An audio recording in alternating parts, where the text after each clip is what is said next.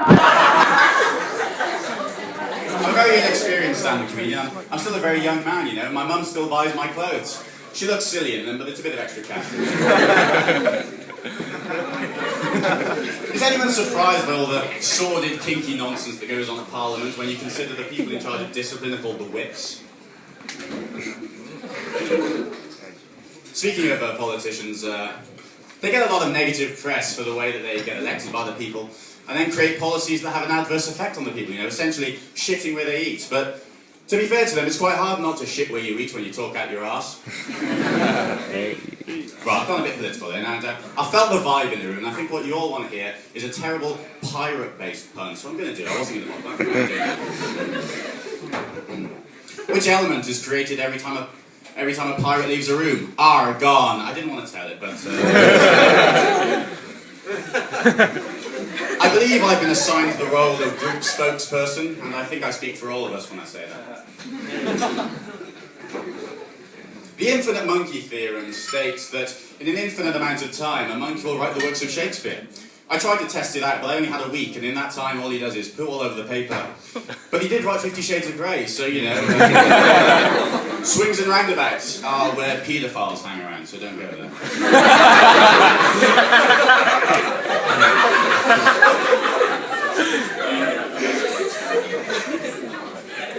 I'm a bit of a fitness fanatic. I've even got a personal trainer. I mean, it's not much by itself. It's a step in the right direction. The Scottish independence debate is raging on at the moment. I know a lot of people are worried about what might happen if they do vote yes, but I'm sure we'll get away scot-free.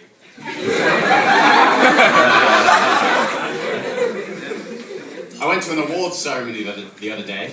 I was given the red carpet treatment. They poured Vanish Oxy action all over my head. That's better than alcohol.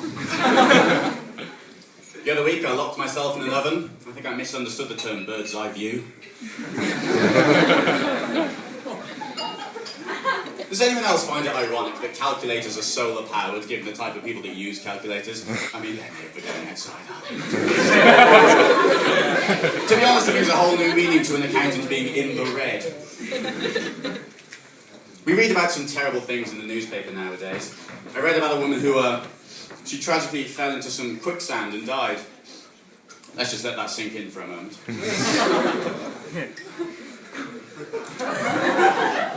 Last summer I went on a holiday to a mediocre postcard factory. It was nothing to write home about. Whilst I was there, I booked a table at a terrible restaurant. I had my reservations. Whilst we were there, we were thinking of something to do, so we decided to play a game of Monopoly, and it went on for hours. So I thought I'd better check the box to see if there was some kind of warning. And to be fair, it did say suitable for ages. On my gap year, I decided to play a one-man game of hide and seek. I was trying to find myself. I didn't do much acting at school, but then on my gap year I was bitten by the bug. I caught malaria. This year for Lent I decided to give up failure. It was very successful. You know what's big at the moment? Fat people.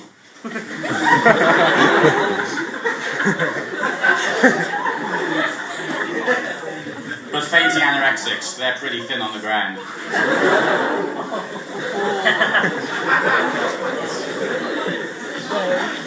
My friend called me ignorant the other day. Ha! Ignorant. I don't know the meaning of the word.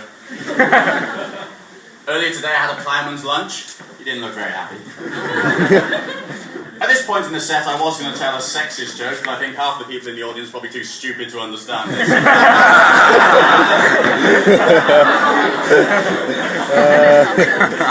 In fact, you know what I hate about misogyny? Women. I hope you realise that everything I say is very tongue-in-cheek, but I suppose everything is, because otherwise everything would sound like and then no one's winning. So. My best friend is dyslexic, but he tells a lot of great jokes about it. He really puts the fun in dyslexia.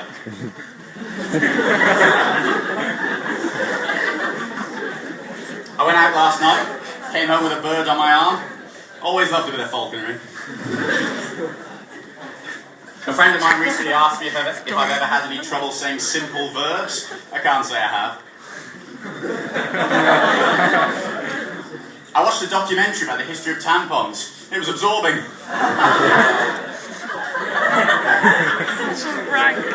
I recently went to a dating event promoted by Sean Connery, but I arrived and it was just a room full of people suffering from a debilitating illness. It was a shingles night.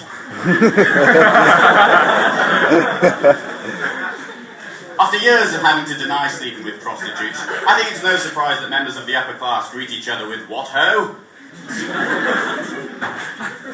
A friend of mine tragically died last year, jumping off a cliff, thinking he could fly. He just misunderstood the gravity of the situation. I recently started compiling a list of my top 5 favourite automatic devices of all time. To be honest, the list picks itself. I was watching Made in Chelsea the other day, and if it's taught me anything, I'll be surprised.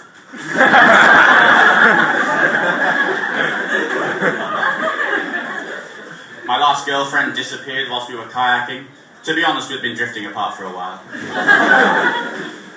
Now, given that this wonderful evening is taking place in Trevelyan College, I thought I'd try and write some Trevelyan-based one-liner, or a hexapun, if you will. But I couldn't. Ladies and gentlemen, you've been a wonderful audience this evening. We've got some wonderful acts coming up.